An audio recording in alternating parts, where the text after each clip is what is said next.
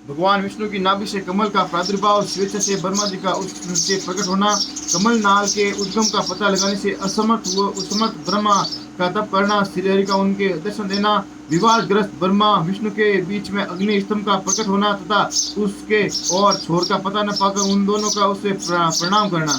ब्रह्मा जी कहते हैं, देवर्षि जब नारायण देव ने जल में शयन करने लगे, उस समय उनकी नाभि से भगवान शंकर के इच्छावश सहसा एक उत्तम कमल प्रकट हुआ, जो बहुत बड़ा था। उसमें असंख्य नाल दंड थे। उसकी कांति करने के फूल के समान पीले रंग की थी तथा उसकी लंबाई और ऊंचाई भी अनंत योजना थी। वह कमल करोड़ों सूर्य के समान प्रकाशित हो रहा था। सुंदर होने के साथ साथ ही संपूर्ण तत्व से युक्त हुआ और अत्यंत अद्भुत परम रमणीय दर्शन के योग्य तथा सबसे उत्तम था।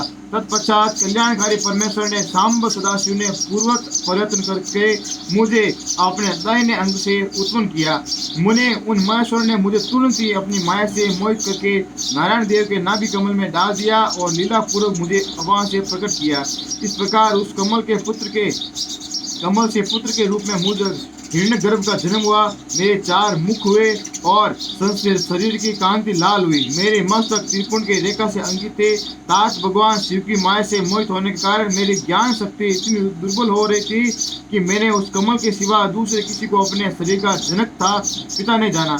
मैं कौन हूँ, कहाँ से आया हूँ, मेरा कार्य क्या है, कि मैं किसका पुत्र होकर उत्पन्न हुआ हूँ और किसने इस समय मेरा निर्माण किया है। इस प्रकार संशय में पड़े हुए मेरे मन में यह विचार उत्पन्न हुआ, मैं किस लिए मोह में पड़ा हुआ हूँ। जिसने मुझे उत्पन्न किया है उसका पता लगाना जो बहुत सरल है। इस कमल पुष्प का जो पत्र युक्त नाल है, उसका उद्गम स्थान इस जल के भीतर नीचे की ओर है। जिसने मुझे उत्पन्न किया है वह पुरुष भी वही होगा, इसमें संशय नहीं है। ऐसा निश्चय करके मैंने अपने को कमल के नीचे उतारा। मुने, मैं उस कमल की एक नाल में गया और सैकड़ों वर्षों तक वहां भ्रमण करता रहा, किंतु कहीं भी उस कमल के उद्गम का उत्तम स्थान मुझे नहीं मिला। तब पुनः संशय में पड़कर मैं उस कमल पुष्प पर जाने का उत्सुक हुआ और नाले के मार्ग से उस कमल पर चढ़ने लगा। इस तरह बहुत ऊपर जाने पर भी मैं उस कमल से कोस को न पा सका। उस समय मैं और भी मोहित हो उठा। मुने, उस समय भगवान शिव की इच्छा से परम मंगलमय उत्तम आकाशवाणी प्रकट हुई, जो मेरे मोह को विध्वंस करने वाली थी। उस वाणी में कहा, तपस्या करो। उस आकाशवाणी को सुनकर मैंने अपने जन्मदाता पिता का दर्शन करने के लिए उस समय पुनः प्रथम पूर्वक 12 वर्षों तक घोर तपस्या की। तब मुझ पर अनुग्रह करने के लिए ही 4 भुजा और सुंदर नेत्रों से सुशोभित भगवान विष्णु वहां ससा प्रकट हो गए। उन परम पुरुषों ने अपने हाथों में शंख चक्र गदा और पद्म धारण कर रखे थे।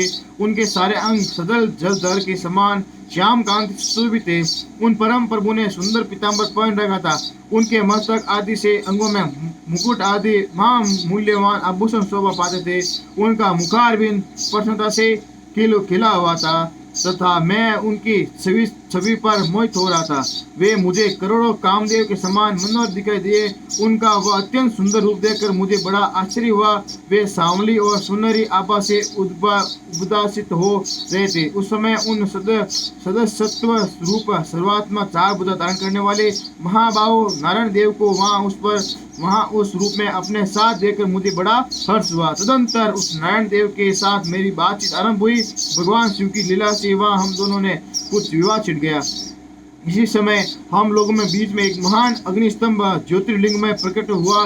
मैंने उस श्री विष्णु कर्म से ऊपर और नीचे जाकर उसके आदि अनंत का पता लगाने के लिए बड़ा प्रयत्न किया, परंतु हमें कहीं भी उसका और छोर नहीं मिला।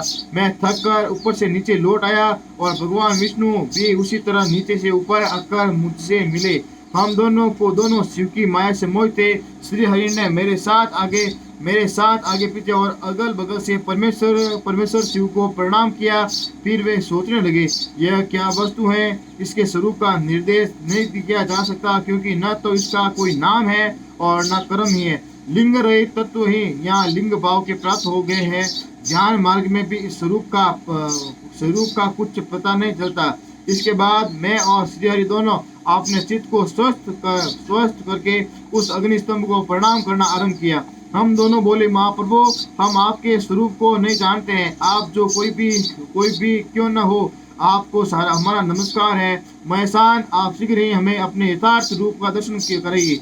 मुनि श्रेष्ठ, इस प्रकार अहंकार से अविष्ट हुए हम दोनों ही वहां नमस्कार करने लगे। ऐसा करते हुए हमारे 100 वर्ष बीत गए। बोले शिव शंकर भोलेनाथ की जय हो।